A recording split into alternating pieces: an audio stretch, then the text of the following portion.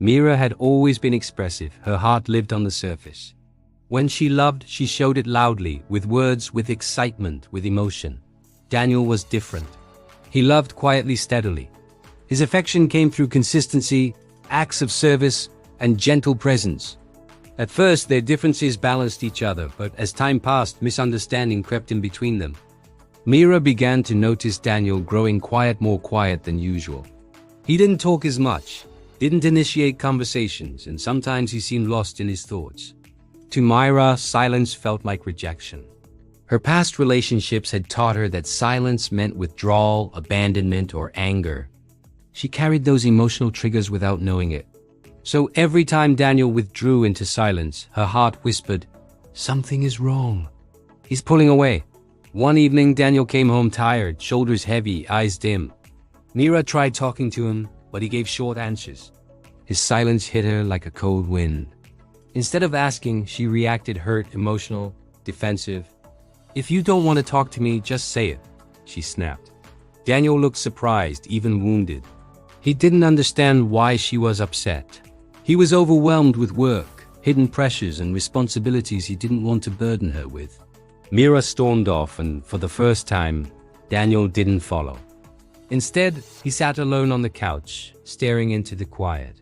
That night, both of them cried, but in different rooms. Over the next few days, they drifted. Mira grew colder, Daniel grew quieter. Whenever she tried to talk, her tone carried frustration. Whenever he tried to speak, she interrupted out of fear before he could finish.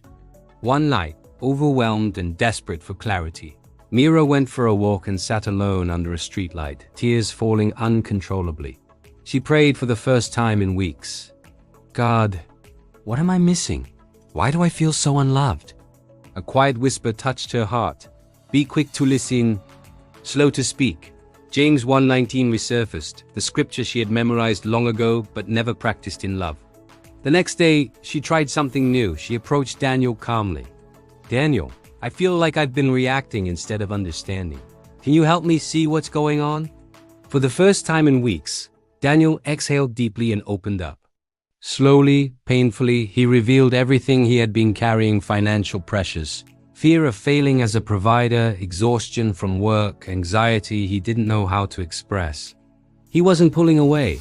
He was sinking quietly. Mira felt her heart ache. All this time, she had taken his silence personally. All this time, she thought the quiet meant disinterest. But the quiet meant he was hurting. She held his hands, tears flowing as she whispered, "I'm sorry. I reacted when I needed to listen." Daniel finally broke down in her arms. For the first time, he felt safe enough to be vulnerable. They prayed together that night, asking God to teach them to communicate with grace. Slowly, their love began to heal. Mira learned that love doesn't always speak. It observes, listens, leans closer. Daniel learned that silence without communication can be misunderstood. He started sharing his thoughts more openly. She started listening without fear. Their love grew stronger, not because they agreed on everything, but because they learned to understand each other's hearts. Mira realized that Daniel's quiet love was not the absence of love, it was love expressed differently. Daniel realized that Mira's emotions were not attacks, they were cries for connection. They learned one of the greatest truths of love. Sometimes the person you love is not pulling away, they drowning quietly, waiting for you to notice. And from that day on, they didn't fight against each other, they fought for each other. With patience, with gentleness, with God's wisdom guiding their tongues and their hearts.